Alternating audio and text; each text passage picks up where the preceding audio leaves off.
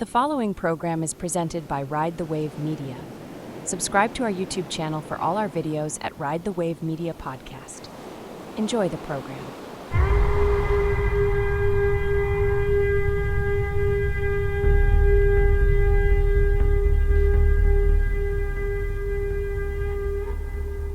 Yeah, so I think that part of what makes a comic is how they approach tragedy. So I think that, like I said, I don't know any comics personally that don't have some background that is either traumatic or sad or difficult. And I think what makes the difference between maybe a good comic and a bad comic, and I don't love those terms necessarily, but Yeah, like I would say a comic who is actively contributing to the community, to other people, to the sign, to society, and a comic who's maybe sort of in kind of a taking mode is how they have they acknowledged that trauma? Do they know where they were hurt? And have they done the work to sort of examine that hurt and kind of try to heal from that hurt? yeah. I'd say I'm still in that second boat of trying to my tragedies happened very recently, and so I'm still in the part of just dealing with it and making sense of it. Yeah. And then comedy has helped me with that. So I'm not fully developed at all with it yet, but I'm just How going on a journey with it. Well, I'm love that you're on this journey with me. And by the way, everyone, this is welcome to Vibe in the Apocalypse. This is Adam Chappel. What's Adam, up, say hi to everybody? everybody. Yo, Say yo, hi to the yo. three people listening. Three Um, people. What's up? Adam is a new friend of mine. He was the winner of the very first Comedy Rumble down in Las Vegas. Let's see, back in October. And Adam, maybe I want to come back to this tragedy thing because I Yeah, actually think that one of the most powerful conversations we can have around comedy is its power to sort of bring light into the darkness. So I definitely want to get into that. for sure. First, let's jump to the Rumble. And so tell me a little bit about what your experience was like on that first Comedy Rumble. Well, man, I won and I wasn't expecting that like at all. I went in with I wrote the first round, the minute of new material. I wrote that like 20, 30 minutes before I got to the venue. Didn't expect to pass that first round, but I did. Yeah. And then just kept going. And the next thing I knew, I'm doing 10 minutes up there with all my material already burnt. So I was just telling stories, and I felt like the crowd was fucking with me. So I think that they were being very nice because I've watched that video back a bunch of times, and I'm like, oh, they were very generous with their laughs, you could say.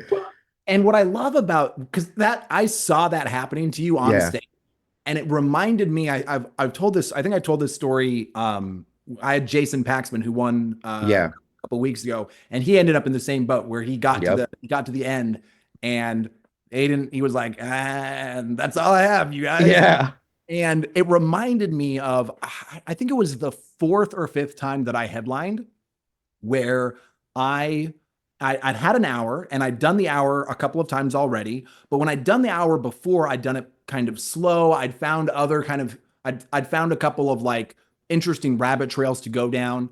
And then I got into this particular one, and there was something about the energy of that night. Like all the openers were really crushing, so that the energy was really high. And yeah, so I came in and I just like hit, and I crushed for yeah. like 30 minutes. And then after 30 minutes, I checked my time and I was like, fuck, I just burned through Oh shit. all of my stuff. Like I did it super, super, and they were popping, right? It was Yeah, super fun. But then I was sitting there and I'm like, I have promised all of these people another 30 minutes of comedy, yeah, and I've got fucking nothing.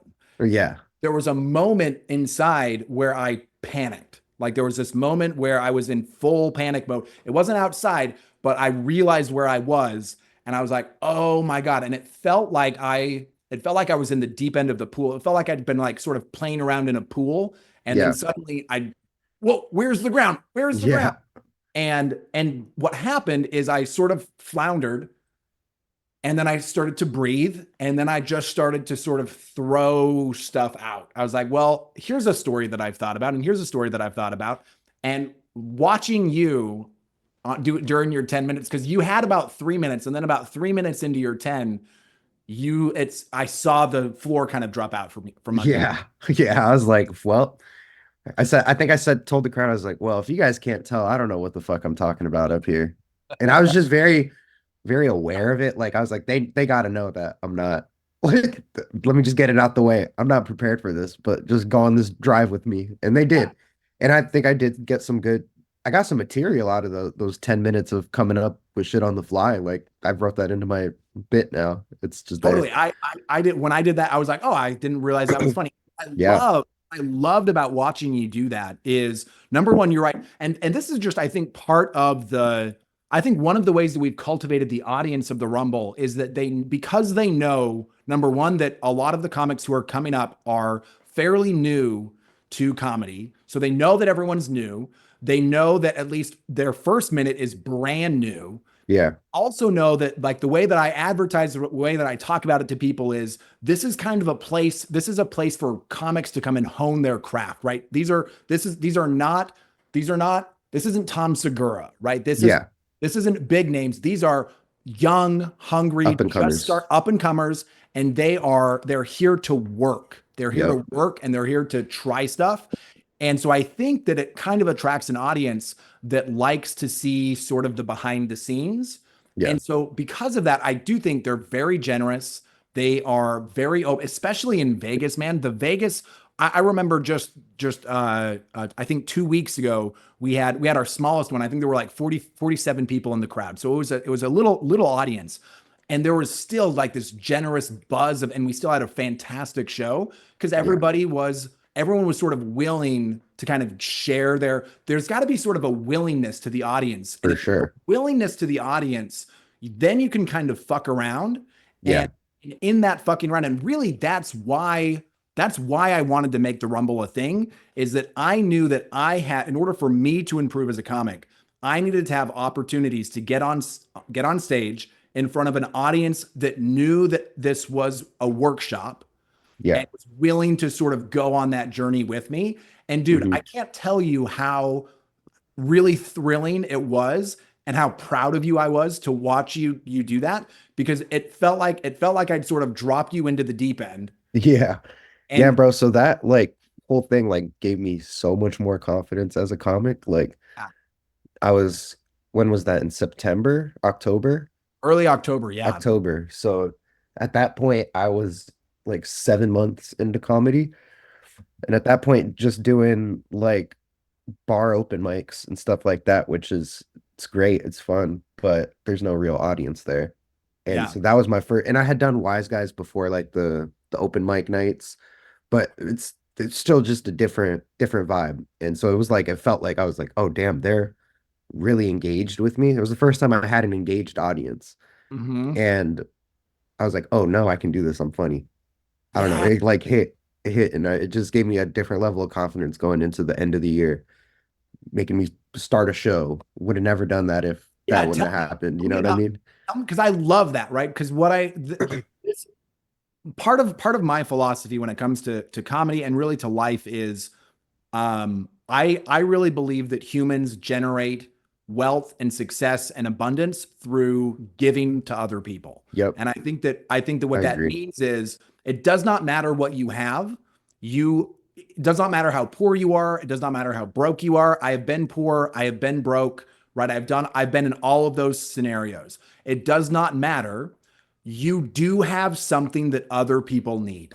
Yep, It does not 100%. matter how little you have. There is something that and if you simply sort of take stock and examine with the power that you have, the resources you have, the assets that are available to you, you've got something that you could make a generous gift of. And so that really clicked for me. I read this fantastic book in like August of this year, that maybe like a month after I did my first Rumble. It's called The Go Giver, and it's basically all about that. And so I read that book and I was like, okay, I'm gonna try this. I'm gonna try stepping into a space where I'm not giving away in like a passive aggressive or like a Mhm. codependent where I'm like giving out of like weakness or giving out of Yeah, oh out of I'm gonna pity. pity, or Yeah. like out of like I need, or there are strings attached, right? I'm going to give you a gift, but then I'm going to really expect that you're going to come I'm through. gonna ask for a favor. Right. Like then you're going to owe Yeah. me. It's like, no, I am an abundant, powerful being. And out of my abundance and out of my power, I'm going to give generously to the humans around me without any expectation that they're going to give back to me. The Yep. only expectation that I have is that when I give, I'm creating kind of this energetic vortex. I'm pushing energy out into the world in a certain way that it can't help but come back to me. Yeah. And so that's Karma's real, man. I believe that shit. I And I believe do that too. shit. I really So, do. And I've seen it happen because and I want to get into that's why I want to get into your show is that what I've noticed is the Rumble is a really powerful opportunity for comics to come together and to together create a lot of momentum, yeah. right? Because you looked great on that stage. And every other comic who was on that Rumble also looked great, even the ones that got eliminated, Yeah. right? Because there's something about, like you said, the difference between a weekend crowd and an open mic crowd is Yeah. until you get there and you experience it, it's like you don't know, right? But I had it's, recently watched this Anthony Jeselnik interview because he just dropped a special. yeah, And he was talking about how like he was bombing in front of bitter open micers for like a whole year. And then one day he just said, fuck it, I'm gonna go there, did one joke and got them all to laugh. And that was like 20 years ago and he still remembers it. yeah, Like, and then the audience has changed. And so I think it was like that's kind of what the Rumble felt like to me. It felt like, oh, this is a change. This is the first time I've experienced this, and I want to experience this again. So I'm gonna keep doing what I got to do to get back in front of crowds like this. If yeah. that And means so throw my own show, I'm gonna throw my own show. yeah, so that's where I want to go. Yep. So you do the Rumble, you win, you generate all this confidence, which is well earned because you're funny and you work hard, and then what do you do? What's your path from that Rumble to your show? Yeah, so I started a show with my good friend Anthony Wincoop, another comic, called the Hotbox. We've done two of them now. So like looks like once a month type of thing, right on Fremont Street at a venue that is not typically for comedy. But we have it packed out in there, and it's essentially a Kill Tony rip. Like, let's just be real. It's we got a band in the back. The funk is what they're known as, and they're like playing walk-up music and they're jamming. We throw some improv bits in there, kind of like Eric Andre a little bit. If you've ever seen that, but we're trying to throw it out there, and it's free. It's free to sign up. Comics sign up online. We are charging $5 at this next one just because proceeds are going to go to Goody Two Shoes, the Yeah. charity. Oh, hell So yeah. so it's not even we're not even pocketing it, but we are going to Yeah, charge for that. giving, right? Yeah, Hmm. yeah. And it's just been a great trajectory. I mean, we did the last one November 27th, and it's it's been great seeing how well it's received. The comics appreciate it because it's a stage in a new audience. It's a stage in front of an audience. And I think that's one thing that comics in Vegas are missing. Like, unless you're getting booked at Wise Guys or Kimmel's or LA Comedy Club, you're not getting in front of an audience that often. So Yeah. we like to provide that for sure. And we film it, produce it, edit it because I'm a videographer for work. I've been doing that for the last 7, 8 years. So it's like you said, that's my skill to offer to the scene. And I did kind of keep it tucked away at first, not out of like selfishness, but like I don't know if I wanted to open those floodgates of having everybody hit me up to do a video. Right. But but I was like I started producing that show, and then that's how like that's my skill, like production. And Anthony, my co-host, he has a lot of background. He's a musician as well, so he has lots of background in throwing shows, producing shows. So I think using our knowledge of production value and putting on a good, entertaining show for people and making sure it visually looks good, Yeah. we're trying to just make the whole scene right. We want to see more shows pop up that aren't just an open mic. With nothing wrong with that, but we have like 30 open mics. We don't need another right now, but we need more shows, in my Right. opinion. You need more stage time, right? Like Yeah. comics, when I first started, my comedy mentor said something that really stuck with me, which is that comedy is the only art form that you have to practice in front of your audience. Yeah. right? Every other art form, you can go into a closet somewhere. If you're playing an instrument, you can go into a closet somewhere and you can just do that thing over and over and over and over and over and over and over and over and over and over until it's perfect.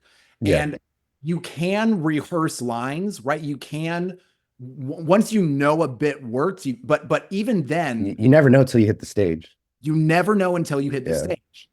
And there's something about, and so I love, God, it tickles me. I love that because what I saw in Missing in the Scene in Salt Lake, and then as soon as I started talking to Kay Banks, I was like, oh, obviously this is the case in Vegas. Yeah. Obviously this is the case probably anywhere there's a scene. What I Especially saw, a city like Vegas and Salt Lake, where we're not quite small. We have a decent sized scene, but we're not LA, New York, right, etc. right. It's sort of but what I found was dozens of really talented, really funny people who were all kind of clamoring for the same like 3 or 4 spots, maybe opening a weekend at Wise Guys, Yeah. maybe maybe doing something at Jimmy, like with very few opportunities. And and there's something in my brain that just says, uh, if I can't get an opportunity, I'll make that opportunity for myself. Yeah. And I love that that's what you're doing now. I love seeing that because you're right, we need more shows. There's no competition in Yeah. comedy. Our competition in comedy is not with other comedians. It's with It's not ourselves. with Yeah, for other sure. it's not with other shows. Your show does not compete with my show. Yeah. No. They complement each other, right? Yep. I Because agree. our real competition is Netflix, Yep. is movie theaters. It's any kind of entertainment that sort of keeps you locked inside of your house and doesn't get you out around other people. Yeah. So anything that builds the scene, anything that gets more people experiencing live comedy is powerful I and is agree. good for everyone. And I think is especially good for the world right now because the world is batshit crazy. We're Mhm. we're in the apocalypse. It's happening all around us. For sure. And as it's happening all around us, I can't think of anything more because I have very little control over the world, right? I Yeah. have very little control over who's president. I have very little Yep. control over even things like climate change or any of these big things that are Yeah. We happening. can only do so much. We can only do so much. Yeah. And that doesn't mean we shouldn't do those things. Yeah. Obviously, we should. But also, I think it's really easy to get overwhelmed by all of that stuff and to Yeah. forget that we actually have a lot of power over our immediate world, right? Yeah. Your immediate world in Vegas, my immediate world in Salt Lake, right? That we can actually do a lot to create safety, to create community, Yeah. to create fun and so it doesn't have to be that even though things are crazy and not even crazy, I would say objectively bad, right? Like Mhm. I remember I think a year ago I read that the UN said we can't call it global warming anymore. We're in global boiling. Like we Oh already man, won it. that's scary. I didn't know that. Yeah, we already did it. Like we won it. We've Yep. already tipped. We're And past the point of no return already. yeah. And the way I kind of think about it is like, have you ever seen like an avalanche in like a film of like of snow falling off a mountain? Yeah. There's kind of this moment where there's sort of like this crack. You sort of see the whole mountain kind of crack, and then it goes, Yeah. we cracked. That already we can't fix For that. sure. The world cracked, and now we're in sort of the drop. And I think knowing that if you're aware that that's where you're at, then you can snowboard down, then you can surf, Yeah. right? Then you can sort of ride that wave. And my intention as I'm riding that wave is I want as many people as I have direct influence over and as I have power to protect and to care for, those humans are going to be safe. Yep. Those humans are going to have a good time. They're going to feel okay. And I can't think of anything more powerful, especially in our world, in America right now, because there are vast powers that are dedicated to making us hate each other. I Mhm. can't think of anything more powerful than to combat that hate with get together in a room with people that are all live in your neighborhood, that all live in your city, and laugh.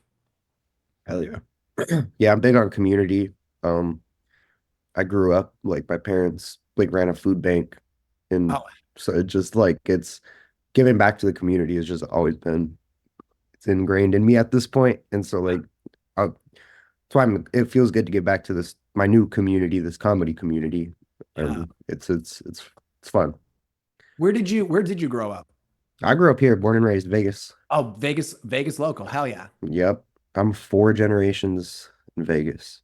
Whoa. Yeah. There's not many of us, but Dude, yeah. you're almost as Vegas as I am Mormon. Yeah. Yeah. I'm just missing a second mother. It's not all it's cracked up to be. Let's kind of shift a little bit. Let's talk a little bit about your comedy journey. Let's talk Yeah. about what sort of brought you into it. And I know that I'm aware of sort of some of the peripherals of it. And so only talk about what feels okay for you. But I know that Uh-huh. there's some sadness there. Apologies. There's a printer going off right now, so that is in the background. It's okay. I can't even hear it. Okay, cool, cool, cool. And it doesn't matter. It's the apocalypse. Yeah. Sometimes the internet doesn't work. True. So yes, what were you saying? I'm sorry. So yeah, no, let's jump into your journey. Like did you always know that you wanted to do comedy? Never, never, ever, ever. I've always been a really shy guy. I work behind the scenes, behind the camera. I don't like the camera in my face. I don't like lights on me.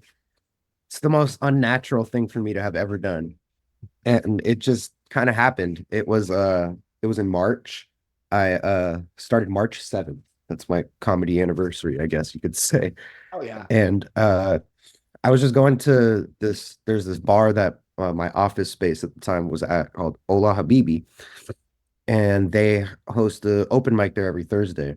And I was just there watching, and I was like, this is fun. And so I remember somebody made a suicide joke. Like 6 months before that, my dad had committed suicide. And so I saw that and laughed at it, and I was like, oh wait, this can be funny. And this was also like, so he passed in July of last year, and then in January of this year, my little sister passed away as well.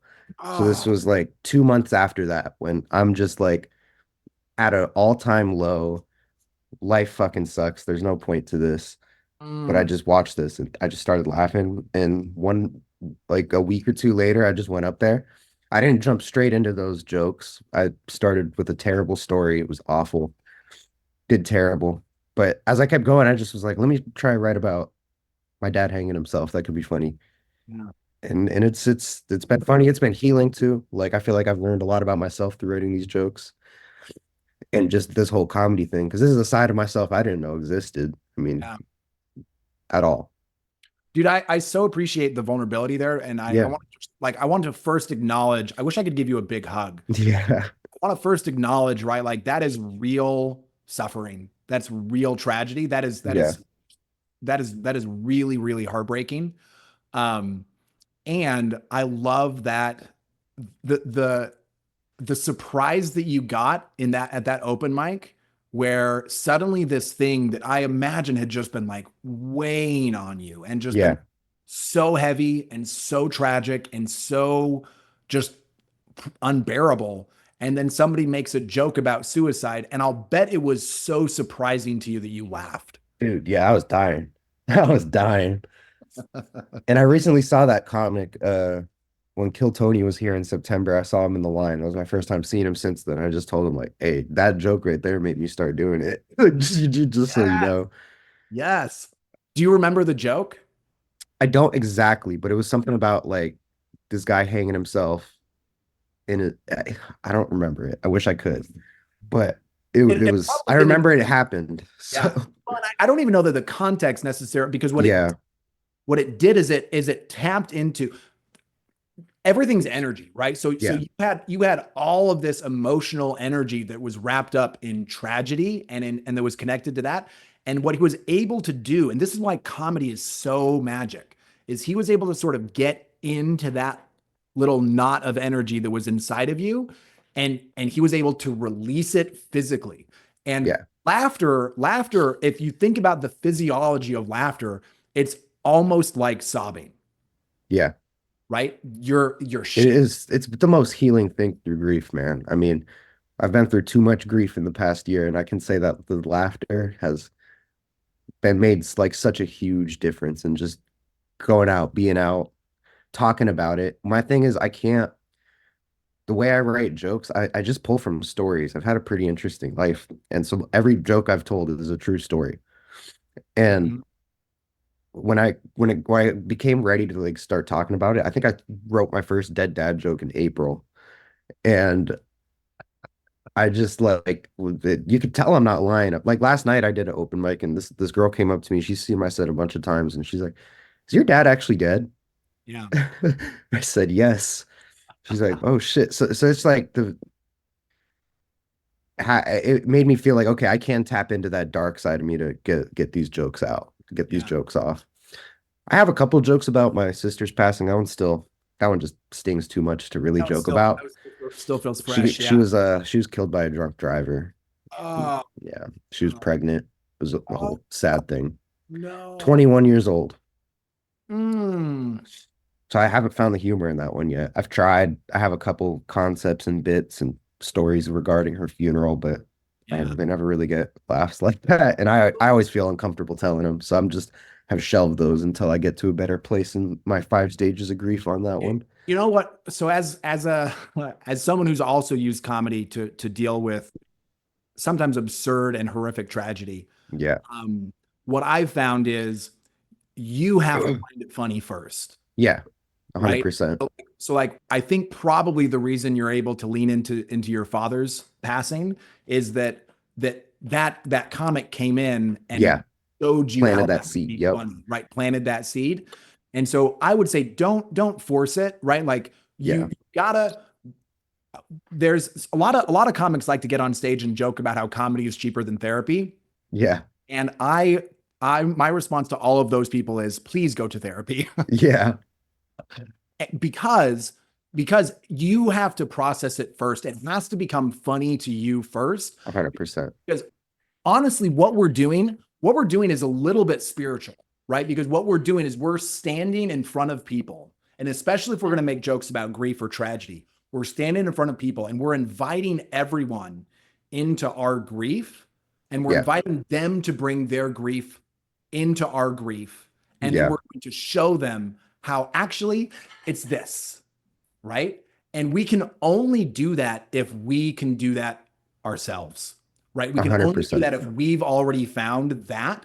And if we haven't found that, then all we're doing is we're inviting people into our grief and now we're all sad together. Yeah. And I've had that happen where it has backfired where I'll be up there and it's just sad. And Yeah. it's like my biggest punchline is like a lot of friends didn't their dads didn't stick around, mine hung around. When that gets nothing, it like gets in my head and I'm like, oh man, Dude, maybe I'm just sad. Maybe my delivery's off tonight or something. my dad hung around. So since I went to that open mic in March, I haven't stopped. I go to like 3, 4, 5 mics a week Yeah. since then. Hell yeah. Just wanted to get the stage time, get it comfortable being on stage because it's such a foreign thing to me. And it I love it. I've found a good community too. Love the comics out here. It's a fun hang, Yeah. something to do at night. And Cool human. it's I'd say if I wasn't doing that, I don't know where I'd be right now. This past year, I don't know how I would have gotten through this year without comedy. So there's this uh psychology professor I love. His name's Martin Seligman. He's sort of credited as one of the founders of the positive psychology movement, meaning that it used to be in psychology that we just studied neuroses. So we Yeah. used to know what was wrong with people. And then he and a bunch of other people came along in like I think the 70s or the 80s, and they were like, hey, what if we studied healthy, happy people? And we figured out what makes people healthy and happy. And one of my favorite things that they did is they compiled. I've got it on my bookshelf because I'm a nerd, but it's this huge, thick. It's a textbook. It's like a Harvard textbook, and it's called Character Strengths and Virtues. And what they do is they went out and they studied every world religion, they studied every major philosophy, and their question was, are there common human values? Can we sort of find values that all humans share across all different worlds? And then can we categorize them in a way that makes sense? And so they came up with like these different buckets. So there's like virtues of of courage. There are virtues of humanity. And one of the buckets that they created was virtues of transcendence, meaning that there are certain virtues or certain values that we have as humans that help us transcend, that help us rise above. And those are things like awe or respect or worship. But one of the things that they included in there that I love is humor. So Yeah. humor is a transcendent value because, and I think that that's why in some ways we're sort of like, I tell people, like I joke that I'm a prophet, like that's kind of like a little bit of a gag, Yeah. especially with my background. But there's also an element of truth underneath there where I really do believe that the comic is not just silly. Yeah. Obviously we are silly. That's Yeah. the point.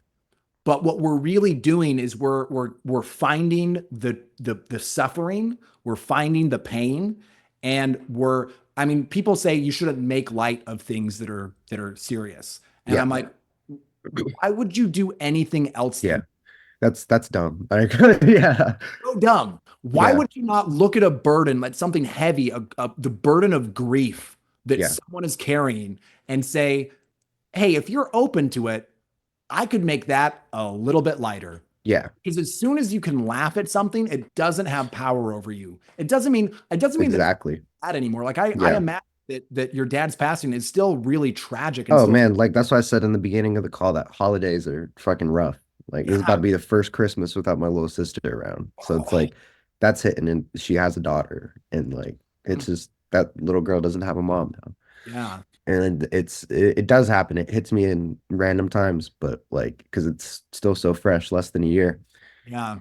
Um, but I think with grief and death, it's so relatable because it's one of the few inevitable things of life. We're all gonna die, and we're all gonna know somebody we love is gonna die. It's Right. the hard truth of life. It's gonna happen, Yes. and I think people are afraid of that, understandably so. And so some people get really uncomfortable to talk about death, and I want to get rid of that shit. Like we should like people are like people have asked me so many times like, "Oh, I just don't know how to ask, or I don't know how to say this. Like, is it weird if I ask you this question?" I'm like, "No, ask away, dude. I'm an open book." And this shit it's such a normal thing. We should be normal talking about it. We shouldn't need to like be afraid to talk about it because death might come get us next. Like, I don't know what the process behind that is, but I'm very open to talk about my death, my grief process, things that have helped, things that haven't. Comedy's helped for sure. Comedy helps. Comedy, I think I can't think of any way to, and especially to like be able to process your grief and then to say it on stage and then Yeah. get a big laugh. Yeah. Because then It's a it's great all feeling. it's literally laughing in the face of death. Yeah, it is a Right. great feeling. And that's why when those jokes bomb, it hits that much harder. I needed that dopamine. Yeah. Dude, you and I, we should write some hanging dad jokes sometimes because my dad also hung himself. Oh wow. But Yeah, I'm but down. let me tell you the whole thing because he didn't. So he hung himself as a joke at my like ninth birthday party. Okay. So we were going camping, and this like really fucked me up for a while Yeah. because we were going camping, and I like really wanted to go camping because I have a brother who's 13 days older than me. Hmm. So we're basically like twins, and we would always, he's from another mom, obviously. Yeah. And so we would always celebrate our birthdays together because when you have 16 kids in your family, people don't get individual birthday parties, Yeah. Group parties. group parties, right? And so when I was 8 or 9, I finally was able to get, like, I talked my parents into giving me my own party, and it was going to be, we were going to go camping. My dad was going to take us camping up into the mountains with some of my friends, and we went up there, and uh, we were like, we like hung out. We like built a little, we were by a creek. We like built a little dam. We were like climbing a mountain and shit. And then we go into the tent at night, and it's me and all my friends, and we're all telling like scary stories. And my dad is out at the campfire, and all of a sudden we hear him start screaming. He's like, "Hey, what are you doing? Get away from here!" Ah! And we're all programmed in like this end of the world bullshit, right? Yeah. We're expecting to be attacked by the Like a evil. bear or something. No, not even Oh bears. no. Like evil people are coming Oh together. shit. Okay. You guys, right? Like Yeah. the the world is out to get us, and it's only a matter of time before they come and persecute us. Uh-huh. So we're just like freaking out. And Yeah.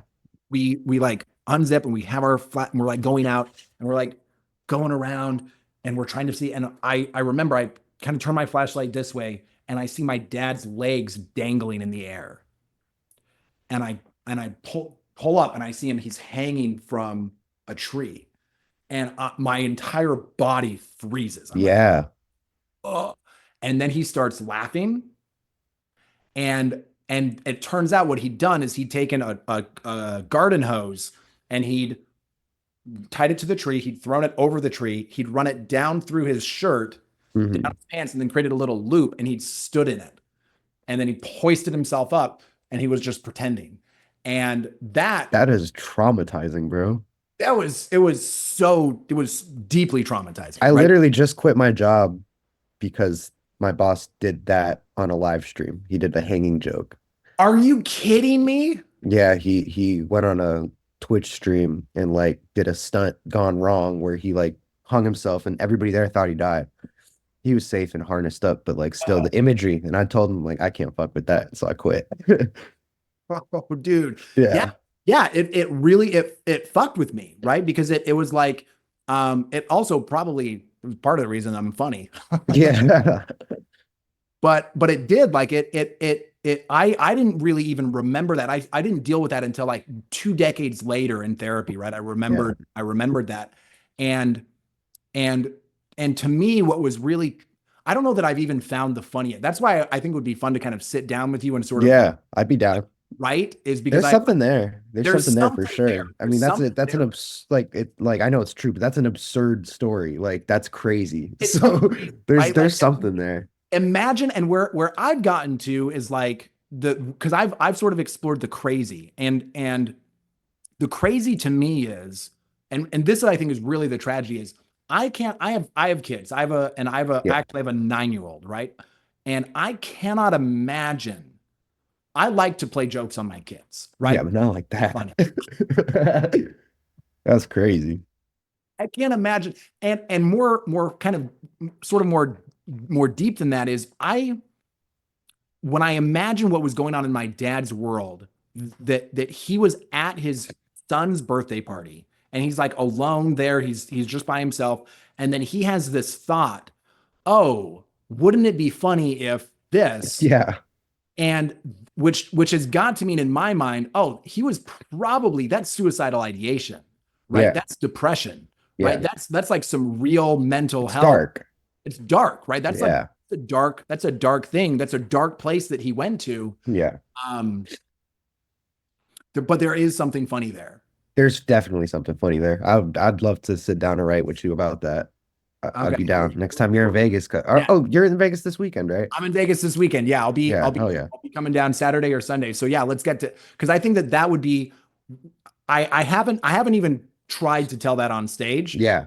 But I do think there's something funny there, and I think it would be fun to God, I love comedy, dude. Because Yeah. I just said I think it'd be fun to write some jokes about our dads hanging themselves. No, it'd be funny.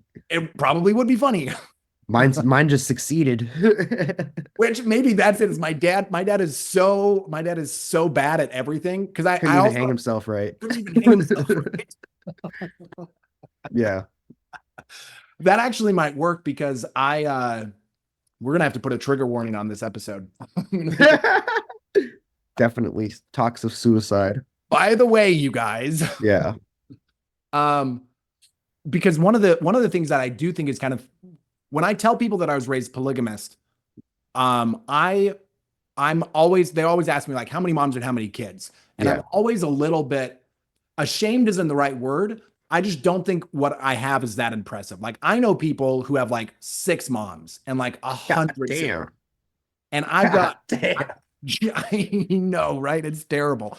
I've got really 2 because there was a third one, but she was only around for like a month. So I've got 2 and like 15 siblings. So, that's a lot. Yeah, I know it looks like a lot to you. Yeah. To me, I sort of feel like my dad's kind of like the funny, or the joke that I'm kind of been playing with is that my dad is shitty at he's bad at being a polygamist. That's a great bit. Like he's bad at being, he's a shitty polygamist. Yeah. Maybe there's a through line there where he's not only is he bad at being a polygamist, but he's also bad at killing himself. Like he Yeah. can't even, and how depressing does it have to be to want to kill yourself and not be able to? Yeah. Uh, anyway, that'll be fun. I That will would be fun. we'll Yeah, I'm play. down. I'm We'll down see with that. if we can find something there because I think that, yeah, dude, especially like when I think about the the impact, right? Of because I always want my comedy to be positive, right? I always want it to be good Yeah. for the people who hear it. And I think one of the things that especially we're dealing with men in our society right now is male suicide is at an all-time high. It's Yeah. crazy. Yeah. Yeah. And I think that um I think we like you said, not talking about it doesn't make it go away. I think it No, it actually doesn't. worse. Yeah, and I get it's uncomfortable to talk about, but it's got to be done. We got to make it not an uncomfortable thing because it's Got to normal. make it not an uncomfortable Everybody's thing. gonna die. Everybody's gonna die, and everybody's gonna die, and please don't die because at your own hand, right? Yeah, Please don't die. 100%.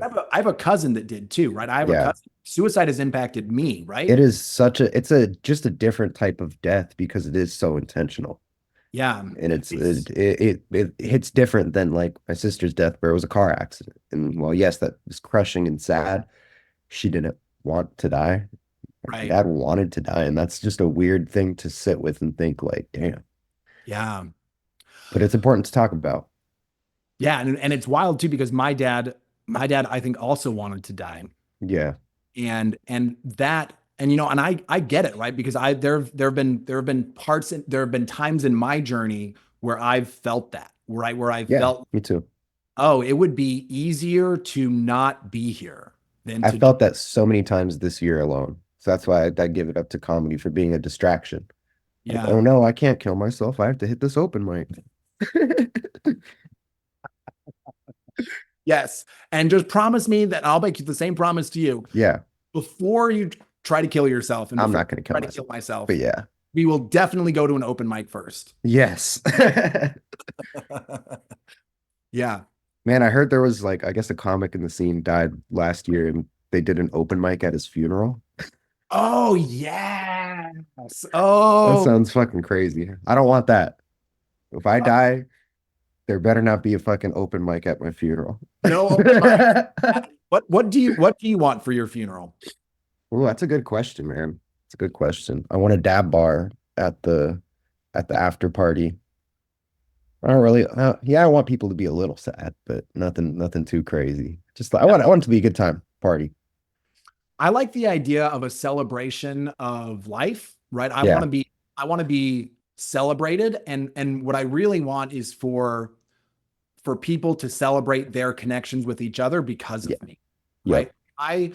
I really feel like one of the things that I'm here to do is to connect people. I'm here to bring people together. I'm here to bring people together out of the darkness and into the light.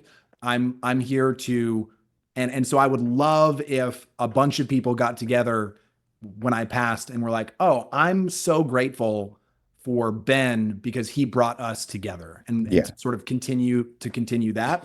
When I imagine that, that's, and then also definitely don't put me in a metal box. Oh my God. Like, yeah. I want to get cremated.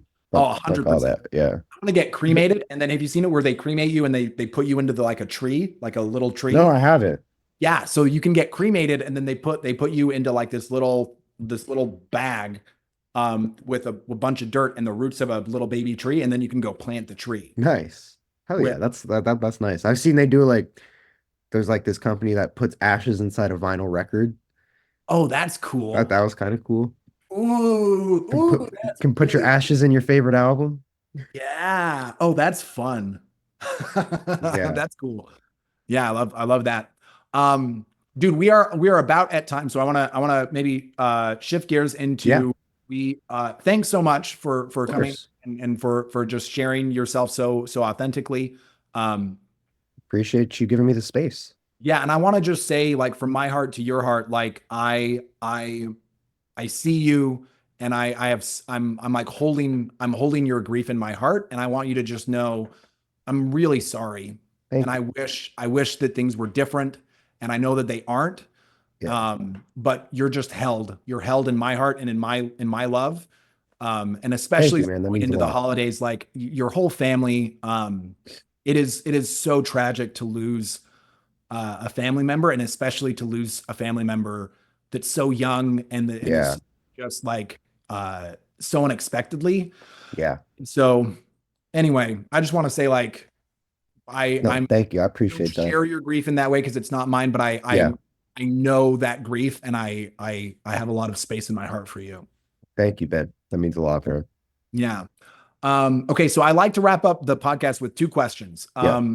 First question is we've talked a little bit about the apocalypse, and like the way that I think about that is history goes in cycles, right? The world isn't going to end, but our current iteration of human civilization is undergoing a radical transformation. Yeah. And I think I really don't even think, like, when I look at America and what's happening in American politics and just the American world right now, that to me is even sort of like a smaller iteration of the bigger thing that's happening, which is Yeah. we burnt down the world, right? Like, Yeah. I think we were talking about this before we hit record, but like the UN, like a year ago, was like, you know what? We can't even call it global warming anymore because we're past that point. We're now Hmm. in global boiling. And I mean, you remember what the summer was like. Every Fuck. day was like, oh, this is the hottest day ever.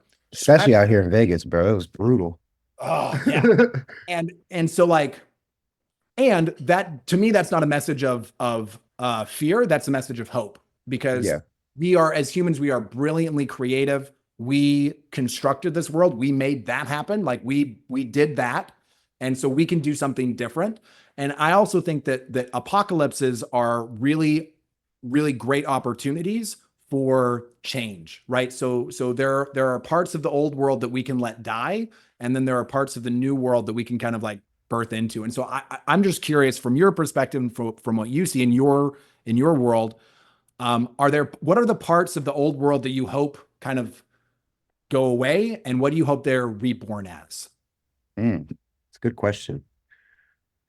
I hope fear of talking about death, since we've been talking about that, I hope that shit goes away. I mean, it's dumb. Yeah, Like that that's got to go away and change. And I hope that this new world can just bring in, because like you said, shoot, we're in global boiling. Our clock is ticking.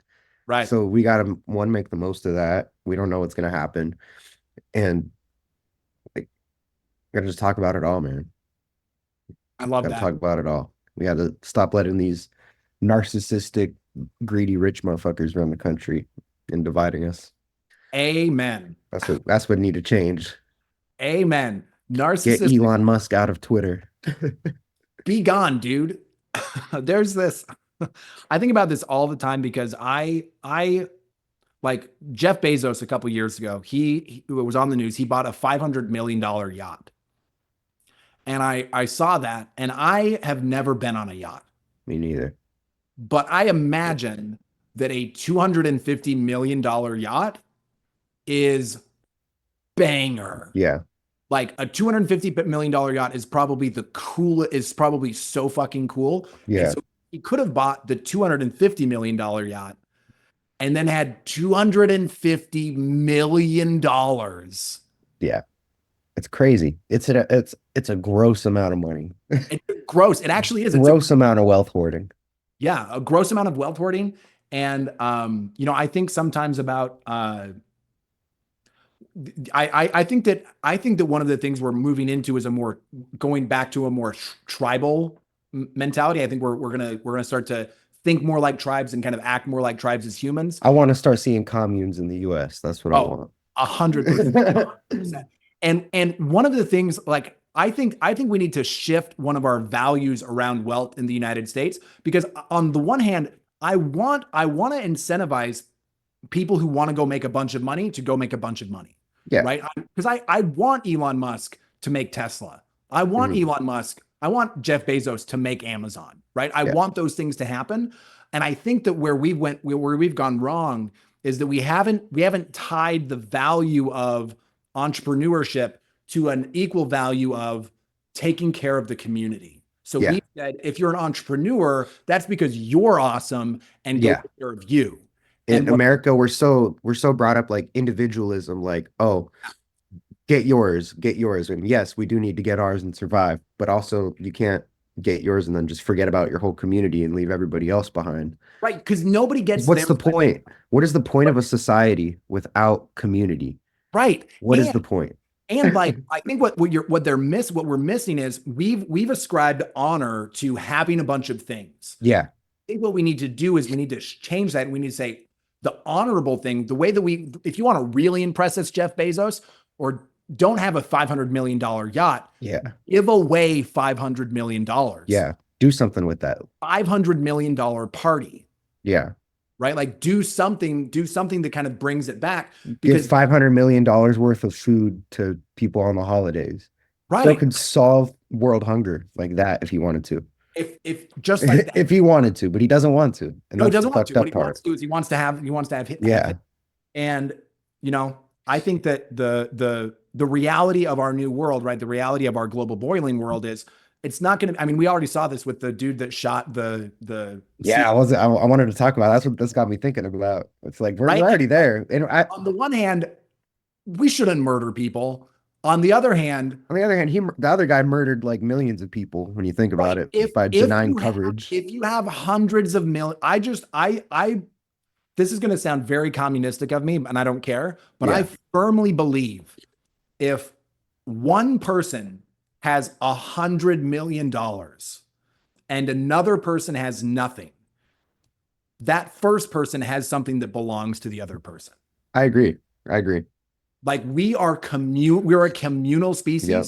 We made all this whole the ability, the level of benefit that we get, just like electricity, knowledge, like we are steeped in community. We create all creation, all human creation is an act of connection. We are all doing it together.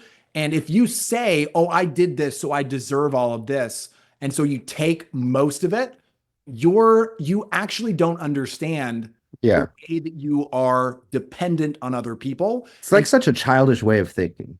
Oh, 100. So it's like, childish. It's like no, these are my toys. Like, no, like when you I don't want to share. Don't you understand why we have toys? It's to play with others. Yeah. No, you're 100% hit the nail on the head with that. Love that. Okay, so last question is what apocalyptic skill do you have that you could teach me? Apocalyptic skill. I mean, I can roll a mean blunt, Ben. Okay, sick. Tell me. Roll a mean blunt. We can. What is the? Well, have you show me in person? But what is the? What do I need to? What's the process for rolling a mean blunt? What are most hand break it? Don't use a grinder. Use your hands. Hand Okay. break it. Use a leaf. I'm a fan of the Brothers broadleafs. Just get the tuck in, and you're good. Just one solid tuck. Throw enough weed in there. I'm so out of the. I don't even know what you like. So it's a tobacco leaf. It's a tobacco leaf. Okay. That I roll up in. And yeah. Oh, okay. So we're gonna need lots of blunts in the apocalypse. So you're gonna need a lot of them. Yeah. So that skill. I would say videography, but I mean somebody needs to document the apocalypse, I guess. Look, just because we're in the apocalypse doesn't mean we're not gonna have, as long as we have power. I can charge my batteries, then I can teach you how to film. I have a whole bunch of brothers that can all pedal like a bike generator. Yes. Hell yeah. I like that. So break it up with your fingers. I love using a tobacco leaf. That sounds way cooler than a paper. Yeah, I mean I fuck with paper sometimes, don't get me wrong, but like something about like just a blunt, like the leaf. Yeah. It's like that with a little whiskey. Crazy. Oh, that is how you relax on a cold night in the apocalypse. 100%. A little bit of whiskey, and then surrounded by friends because you're a good person. You didn't suck up. Yeah, we all smoke in the blunts. It's community blunts. Right. There is something really that is my favorite way to experience marijuana is a blunt with a bunch of friends. There's something really about the passing and about you're all and then it gets silly and it's just a fun. I prefer that way more to like going out to a bar and drinking. It's a plan. Yeah. Yeah. The Oh delicious, yeah. especially if it's rolled up in tobacco. It's a great plant. Great plant.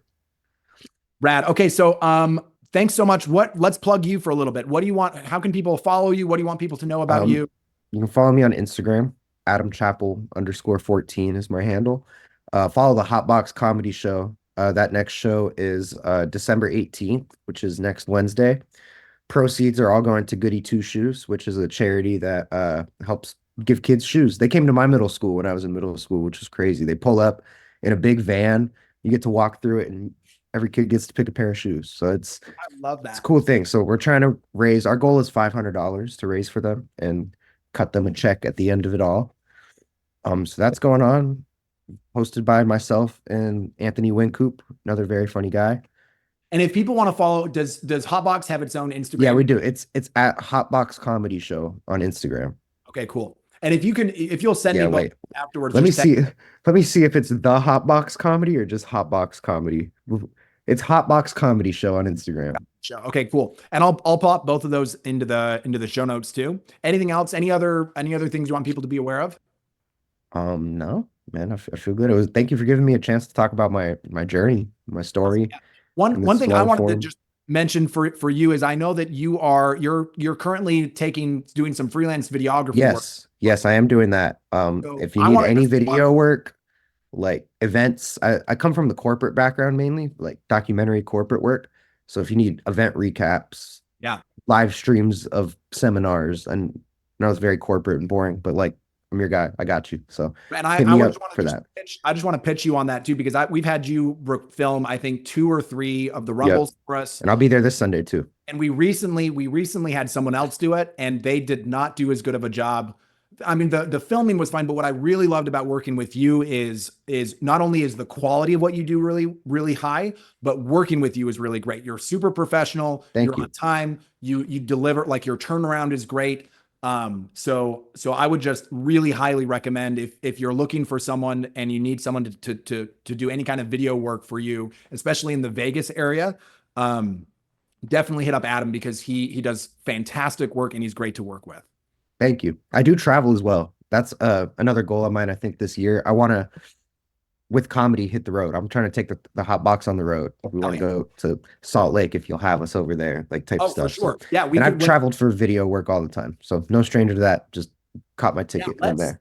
let's for sure chat about what you would need in terms of, because I could probably help you find a venue up here. Yeah.